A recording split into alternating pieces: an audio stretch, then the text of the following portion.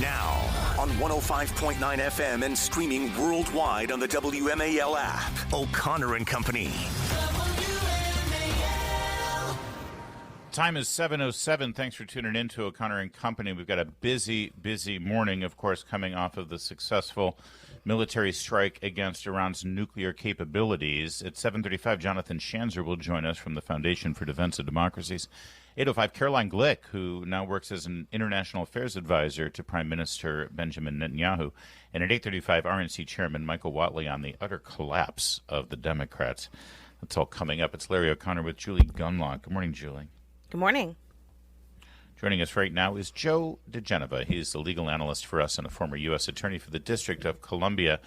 Boy, Joe, we got a lot to get to, but good morning, first of all. Good to talk with you. And good morning to you from Budapest, Hungary. Nice. Oh, lovely. Try the goulash. Oh, God. We will do that this evening. We are in the Central Market right now doing some shopping for paprika. Nice. There's got a lot of different paprikas there. Be specific. Joe, listen, first, I'd love for you to reflect on the fact, listen, you were a U.S. attorney under President Ronald Reagan. He came into office partly because of the Carter administration's inept handling of the Iranian hostage situation. Yeah. And really many blame Jimmy Carter for even allowing the Islamic Republic under Ayatollah Khomeini to take hold and create that terrorist state and theocracy in Iran. What do you think of the events of the weekend? Well, I think the events were inevitable. The criticism of the president, by the way, by the Democrats is absolutely ludicrous. There was no criticism of Barack Obama when he used missiles to kill Americans overseas and invaded countries, whether it was Syria or Libya or Hillary Clinton claiming she came, she saw, he died, famously about Muammar Gaddafi. In Libya. This is Yes, it is an outrageous abuse of congressional power by the Democrats to make false claims about what the law is and what's constitutional. But that's what they do. That's their game. I think this was inevitable. It had to be done. The president did not have a choice. And for anybody who thinks he did, they're not paying attention to 20 years, almost 40 years of Iranians killing Americans all over the world. Yeah, it seems like a waste of our time to have you comment on the Democrats now calling for the impeachment of President Trump, but quickly, there's nothing impeachable about this, right? There's nothing impeachable, but the only impeachable offense now is being committed by the Democrats for claiming that it's an impeachable offense when never saying a word about Biden and President Obama, the sainted one, killing Americans overseas with abandon. All right, Joe, then let's move on to some other things that happened over the weekend. First of all, the landmark decision by the Supreme Court upholding Tennessee's right to have an age restriction on these horrific chemical castration gender procedures. How wide-sweeping will this decision be? Well, I think it's going to be pretty powerful to reset the argument towards science and logic. The irrational approach to transgenderism by the transgender lobby, where you basically put every known scientific fact upside down and claim that it's right side up, was dealt a serious blow by the Supreme Court. The Chief Justice wrote what I think will be remembered as one of his finest opinions, because he waded right in to the science of it and to the illogic, and underscore illogic of the transgender position. This will be powerful because it will give weight to arguments in public. It will help force the NCAA grow up and stop allowing boys to play in women's sports. It's a great victory for the women, the few of them who have stood up for women's rights. And it's an embarrassment for the National Organization for Women and for all the famous lefties who really believed in women's rights until the women became men. Then they didn't believe in women's rights. Yeah, and on that, Simone Biles, the gymnast who attacked Riley Gaines, she actually erased her Twitter account, I should say X account, this weekend. So I feel like, by the way, that was all about race. That didn't have a thing to do with gender. That was about race. That was Simone Biles. This is like the way they treat Caitlin Collins, the basketball player with Reese. Race is playing a huge factor in sports now, especially with women. Not men, women. Women are white women, black women. The fight the fight that black women are putting up to make race an issue in sports is really divisive and extremely unfortunate. You'd think there never was a civil rights movement. It's also about promotion. Simone Biles has a book coming out. She's also being funded she gets a lot of money from these groups that also fund these trans groups. So I think there's a lot of sort of interplay here between those different areas. But I agree with you. I think race also plays into this. Well, I think this Tennessee decision, though, is very, very helpful to the public debate on this because it underscores science and facts. Science and facts. Chromosomes mean something. Did you, by any chance, read the New York Times Magazine article that analyzed the strategy that the ACLU had? It's a fascinating article, I have to say, even for the New York Times. They wrote it reluctantly, but it really did talk about this divide within the so-called gay rights movement right now with regard to the radical position they've taken on so-called gender-affirming care and this wackadoodle attorney, Strangio, who is a woman who presents as a man.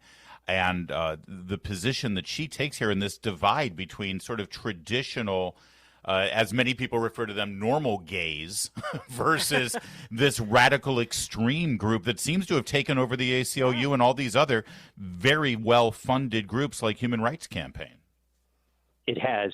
And that is the danger here. That is that big money on the left is always present.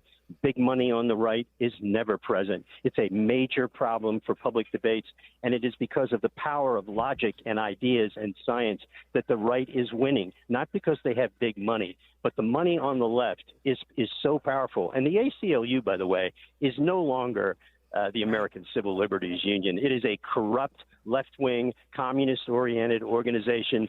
I love to hear Alan Dershowitz talk about it now, how embarrassed he is. He used to be on the board of governors. He doesn't want anything to do with it. And as you know, he's founded a counter group. So the ACLU is useless to me. Joe, the ACLU is actually embarrassing at this point, but will anything come of this? I mean, this New York Times piece on Strangio and the fact that Strangio essentially controls the agenda of the ACLU, is anyone going to stand up and say, well, this is insanity? No, because the left is totally committed to insanity, and they're totally committed to listen, this is anarchy. This is intellectual anarchy. Just as you have Democrats who are in favor of anarchy against ICE and anarchy against law enforcement and defunding the police, this is anarchy against logic and science. When you have anarchy against logic and science, you get a monstrous clash of civilizations, and we are in the midst of a civil war.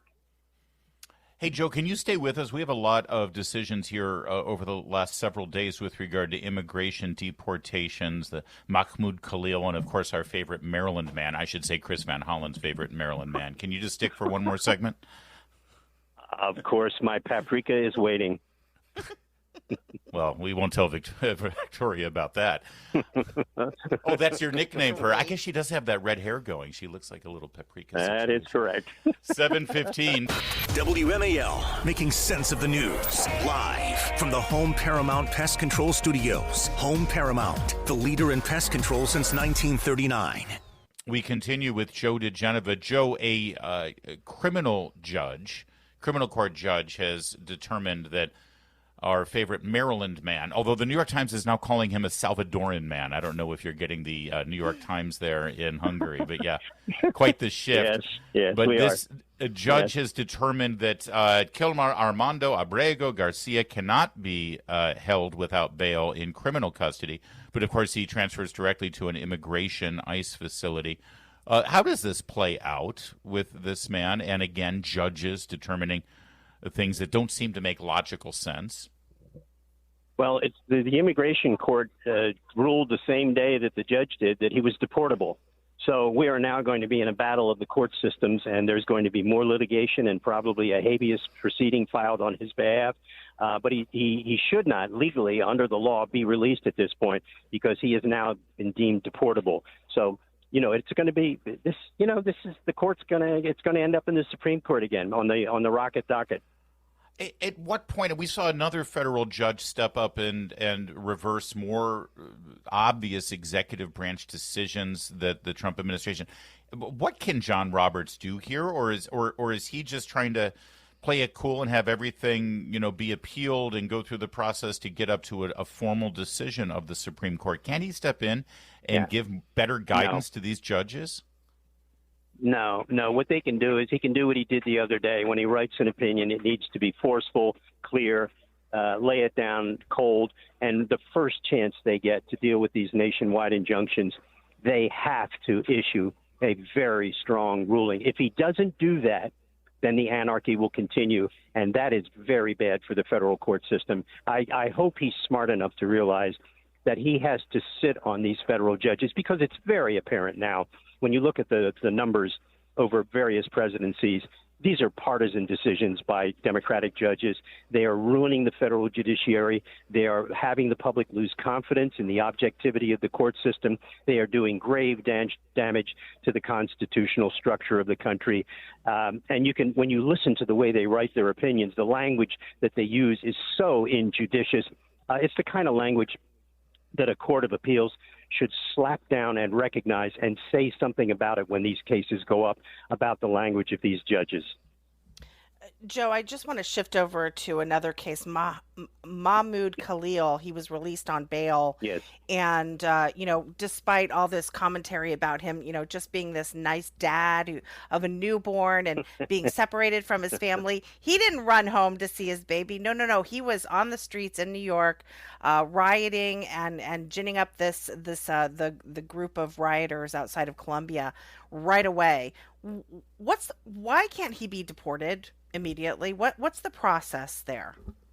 Well, the process now is that an immigration court is going to have to revisit this, and there's going to have to be a new decision about his status, and I think that will be underway. This is the problem with a court system, and let me just be fair to the court system on this one. All of this exists because Joe Biden allowed more than 20 million people to enter the country illegally, and now the system is overrun by the process that he created. This is why Biden will be remembered literally as the worst president in the history of the United States. What he did to destroy immigration control in our country is disgraceful, but we are now left to fix it up. We are now left to fix it up and do what we have to do to make it work. And it's really an offensive to the judges to be saddled with this, because they have limitations on what they could do. We have some bad judges. That's true about that. But the truth is, we wouldn't be here dealing with this because of this if it weren't for President Biden and Attorney General Garland and the Deputy Attorney General Lisa Monaco and, of course, Mayorkas, who I tell you, when history is written, these people will have special black marks on their names in history books. Joe DiGenova, a busy day, but we are very grateful that you were able to carve out some time for us as you shop for paprika in Hungary and Budapest. Have you been to Budapest before? And are you pronouncing with the appropriate sh in the Pest? We started the day in Buda and we ended up in Pest, and we are on our way. And then we are on our way to the lower Danube, and we end up in Gurgyu and then Istanbul. Nice. Wow. I've said it before, and I'll say it again. It's good giddy. to be Joe DiGenova. Yeah, it's good to be Joe. Yeah, we started in Vienna. And we made our way here. So we're just moving along. Thank you, Joe. It's 7:22. Adios.